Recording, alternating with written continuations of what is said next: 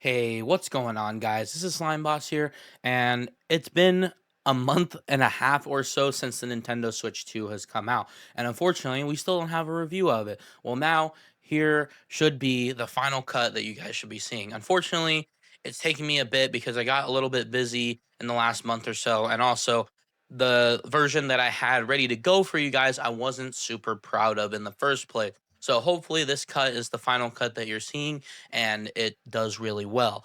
Um, Another thing that I want to do before we get into this video is that if you are wondering if I'm going to be covering any games in this video, we're going to be saving those for separate videos. In fact, we already have a few out now. So in the link in the description below, I'm going to be putting a link to our Nintendo Switch 2 coverage playlist where you can check out all the different games that we're covering.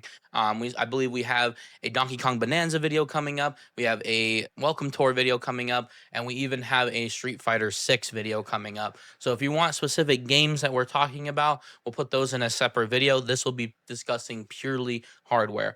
I also want to give a huge shout out to you guys because this is my very first console review at launch. I've never had a console at launch before and an ability to cover it. So all of that is thanks to you guys and all of your support and just your help to get us to where we are. So nothing but love and appreciation for you guys. If you want to help support us even further, you can check us out over on Patreon. For even the $1 a month tier, you get access to exclusive content and content early, such as our podcast.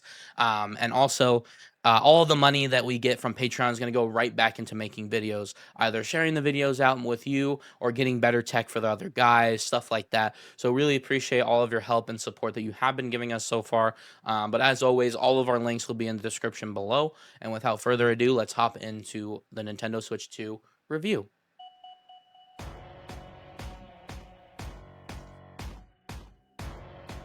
The Nintendo Switch 2 is exactly that, a Nintendo Switch 2. One of the things that I was worried about pre-launch is that what could Nintendo possibly do to evolve the Nintendo Switch formula? They've kind of backed themselves into a corner by making the hybrid system and it being incredibly successful. I didn't really know where they could possibly go from here other than making just a generally much better Switch. And that's exactly what they did. And so over the course of the past 2 or 3 years or so, with the Switch dying down in terms of performance, um, I was really wondering if the next generation of Nintendo was going to truly be the next generation. And to answer that question, it's not really the next generation of Nintendo. It's the next generation of the Switch, which is something, a concept that I didn't really think about at all. And even though it's commonplace with PlayStation, having Nintendo just do a straight up sequel to their previous console was something that we never expected. And so a lot of this review is going to be making a lot of comparisons back to the Switch 1 because that's exactly what Nintendo wants us to do. So to start off, let's talk about the Joy-Con. First of all, the Joy-Cons feel so much better than they did on Switch 1. The Switch 1, and I'm going to say this a lot throughout this review, just felt like a toy compared to this, which really truly feels like a piece of technology. The Switch 1 was a lot more playful and cheery. There's a lot brighter colors. Now it's a jet black finish. Not jet black, but a darker finish. It feels like a premium piece of technology. With the Joy-Cons, snapping those magnets have never been more satisfying. It's absolutely insane how incredibly smooth the magnets feel. And on top of that, the Joy-Con 1 railing system just felt a little bit jank even from the beginning. Although the snapping was satisfying, it just felt like at some point, someday, that these railings are going to fall apart. So far, with the Switch 2, the magnets just feel like a absolute upgrade over the railing system, and it's absolutely satisfying. A lot of people say, hey, what's your favorite game on the Switch 2? Playing with the Joy-Con. Exactly. It's very satisfying, very fun to do. And for the sake of this review, I played in tons of different formats to share with you guys. So the first thing that I did was check out the Joy-Cons in horizontal. And doing so, I found out that the Joy-Cons feel a lot more bigger and a lot more comfortable to use handheld, in single Joy-Con use mode, which is something that I could say that I could never do on Switch 1. Everyone's like, here, let me pass the Joy-Con to you. I am not playing Smash with a sideways Joy-Con 1. For the Joy-Con 2, I might consider it, maybe just for Mario Kart. I don't know about Smash, but it having the SL and SR buttons and the joysticks feeling a lot more bigger and a lot more premium makes or breaks the single Joy-Con experience. Uh, And also on top of that, you have unfortunately the buttons are still kind of mushed together, so they're not completely spread out like they should be. But it's just, again, it's building off of the framework of the Switch One, so just having them being slightly bigger is enough in my book. So now playing with the Joy-Cons together, I played them both with the strap and without, and let me just say, this is an absolute comfortable experience. In fact, it is the primary way that I played before getting myself a Pro Controller. And as I say, when I first got my Switch 1 and I played Mario Odyssey, that was like my preferred way to play with Mario Odyssey, is having the Joy-Cons be separate. It's kind of like a nunchuck and Wii Remote. And with the Switch 2, as I grew up with the Switch 1, I started to notice that my hands were getting a little bit bigger, and I couldn't exactly play Mario Odyssey the way that I want to anymore. Well, that has pretty much largely been alleviated with the Switch 2. Again, pretty much just saying that the Joy-Cons are a lot bigger than they were before. It's allowing these gameplay experiences to be a lot more smooth when it comes to playing with the Joy-Cons by themselves. And of course, I also have myself the Joy-Con grip, which came with the system, as well as the charging grip, which I bought separately. And that, again, playing that with the grip is a little more limiting when it comes to it, and I don't really like having to sit with my two hands together because the buttons and everything are a little too close together. So even though, again, the magnets are great and the actual grip looks amazing, the buttons are too close together on the Joy-Con to really have a satisfying experience with the grip. And with the charging grip, they also allowed for the GL and GR buttons. This is where the Joy-Cons being bigger starts to become a problem. They're a lot longer as well, which means that it's kind of hard to angle your hands correctly to where you can press the GL and GR. This might just be a me issue, but I didn't really find any use for the GL and GR buttons, again, specifically on the charging grip. And unfortunately, it just left something to be desired. As for the actual design of the Joy-Con themselves, again, I'm still missing a lot more color options that were available that the Switch 1 had. I personally like the fact that the Joy-Cons were completely colored, whereas now they're only more accents of color, which means probably in the near future when we actually get like deluxe bundles and stuff like that, all they're going to do is change the color of the accent rather than the whole Joy-Con itself, which is going to be a little bit disappointing in my opinion. So I really hope that they actually do a little bit more with the deluxe system, where they start coloring and doing things more with the actual system itself. Speaking of the system itself, let's talk about the actual tablet itself. And with that, again, I'm going to say this a lot in this review as well, it is much bigger and a lot more premium. First things first is that kickstand. Having that kickstand be able to go at any angle is very nice. However, it still feels a little flimsy to me.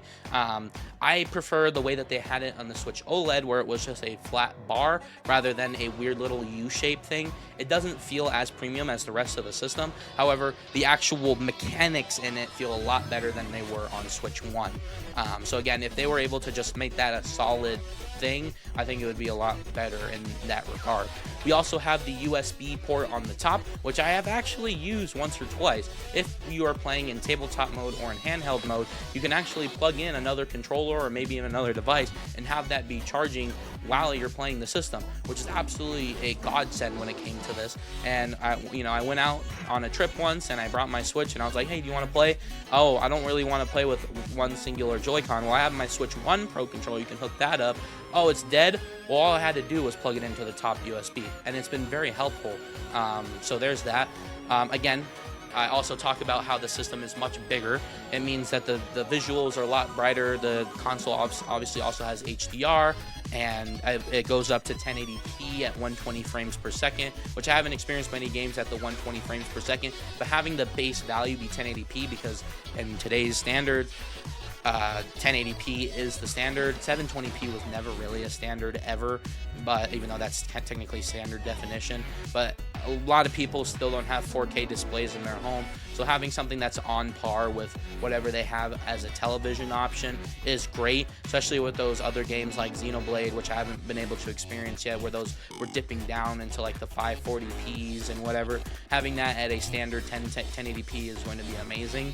And of course the HDR and VRR capabilities make the display absolutely incredible to look at, and I would say I would even prefer it over an OLED. Obviously it would be even better if we had an OLED OLED display, but comparing what we have with the Switch 1 OLED's display and our current LCD's display, I think that is 10 times better than what we had before, especially because of how powerful this system really is. And that's a testament to that, because the Switch 2 feels not only just premium, but like it feels seamless, if that makes any sense. Like, how do you have such a powerful console packed in such a tiny package? And I'm just absolutely blown away at what Nintendo's cooked up here.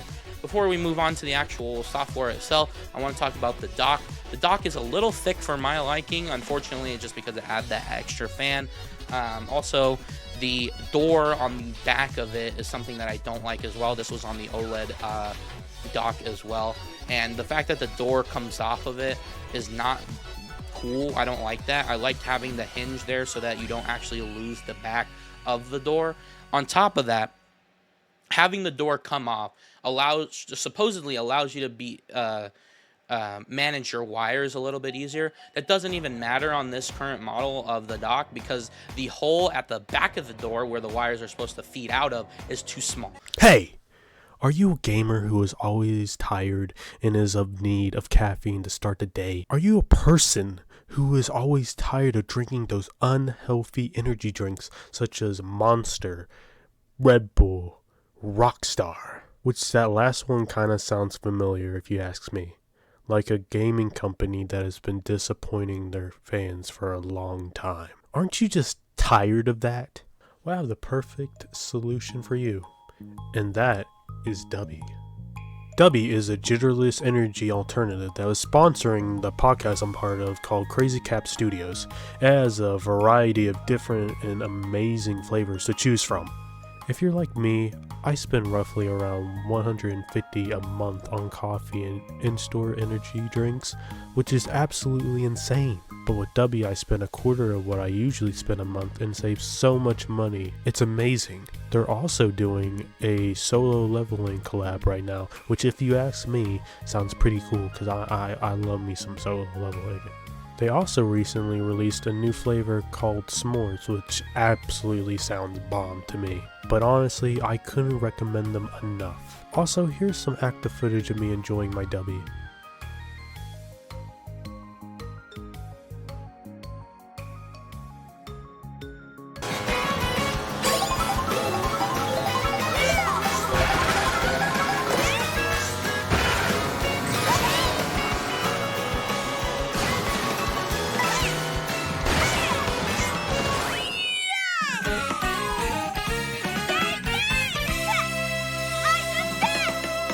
I locked in so hard, my IQ shot up 10%. Speaking of 10%, if you're thinking of buying your Dubby, make sure to use code CrazyCap to get 10% off your order. That is CRAZY,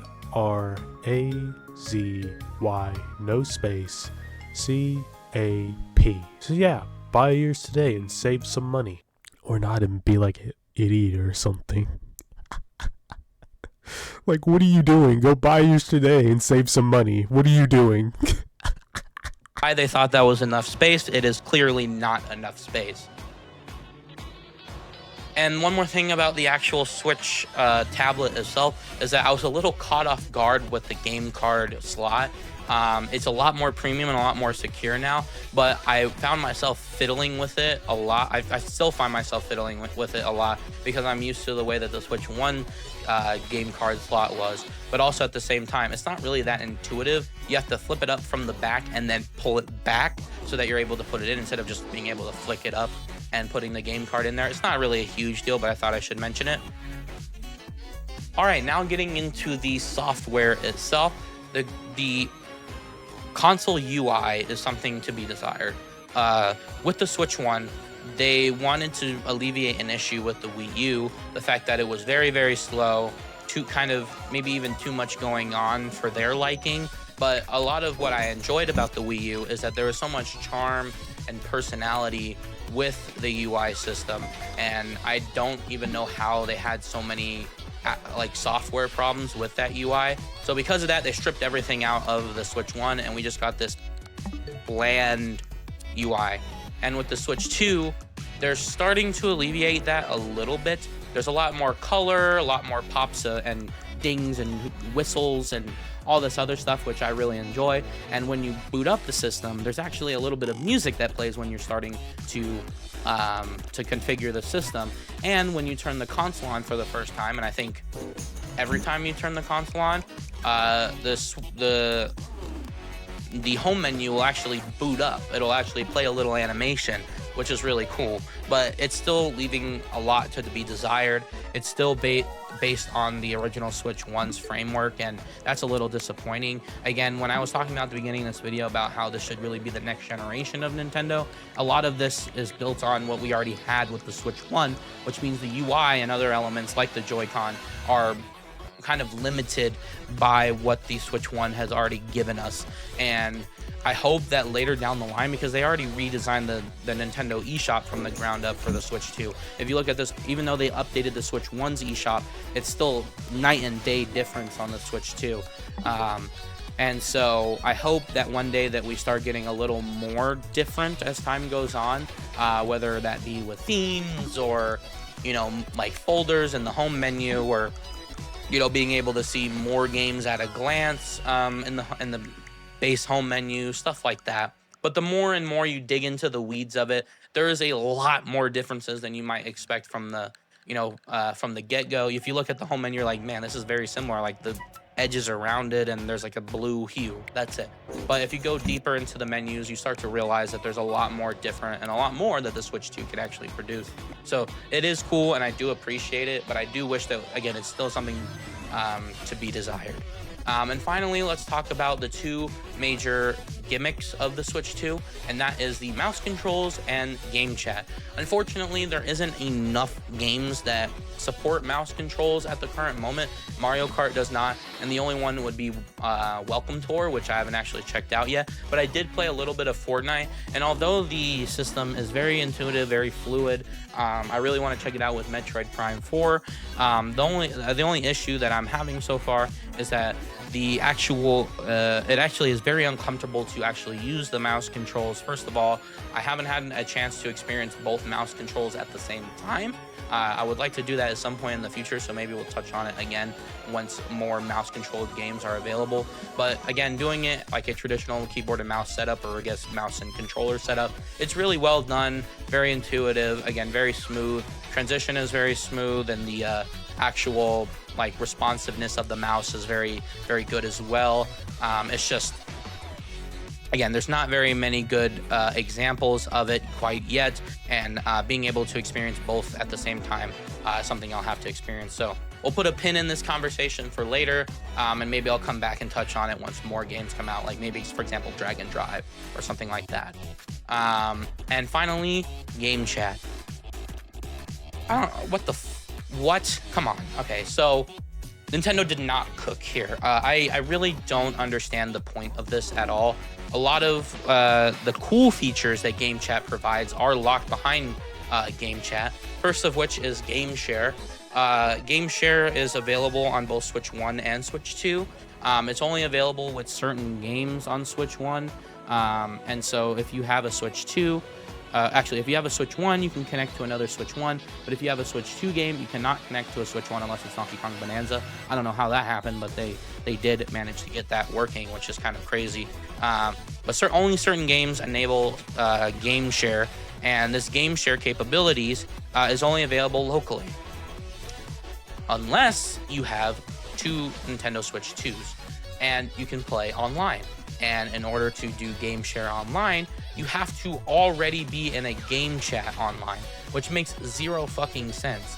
And on top of that, the actual game chat experience is absolutely dog water. So although it's really cool and really convenient for those that don't have Discord or other methods of communicating, there are so many corners that were cut with this. And again, cool features that are locked behind game chat, which kind of defeats the point of those features. And speaking more specifically about game chat, first of all, it's locked behind a paywall. You have to have Nintendo Switch Online to use it, which means that in a few months, when it's not free anymore, there's just a button on your controller that does absolutely nothing. And when you actually get into the chat, it's all right for just chatting and playing simple games. I think it's very incredible that Nintendo somehow found a way to get this to work without sacrificing quality or performance in the games. Absolutely no stutter, no anything when it comes to the games. However, when you're sharing your game, you're getting a mess of pixels and you can't really see anything that is displayed. The camera, if you have the Nintendo Switch 2 camera, however, you can really see your friends' faces, but that's about it. And on top of that, you're blocking most of the pixels that you can't even really see anyway when you do like the, green screen type of mode. And again, like I said, a lot of cool features are locked behind this game chat feature. For example, in the upcoming Mario Kart Jamboree, as well as Mario Kart, if you are in a game share, you can get access to the camera, or game chat, I should say. You get access to the camera and you can see your friends' faces as you're driving, which is kind of funny and kind of cool. And on top of that, there's a lot of mini games coming to Mario Party Jamboree, both locally and online, so you don't need to have game chat for the local stuff. But when you're online, you have to be in a game chat session in order to access those mini games, which really sucks, because what if I want to be in Discord and just use a third-party webcam, which, by the way, I have a third-party webcam. I plugged it into my Switch, and they downgraded the quality of the webcam because it's not a Nintendo Switch 2 webcam. Can you see I don't really like the idea of game share? It is kind of unnecessary, and it locks a lot of cool features behind it, and it's very upsetting to me. So, yeah. Overall, I think a lot of what Nintendo brings to the table is really good. And again, seeing is believing with this console. I think that it's definitely worth the $500 or $450, depending on which version of the console that you get.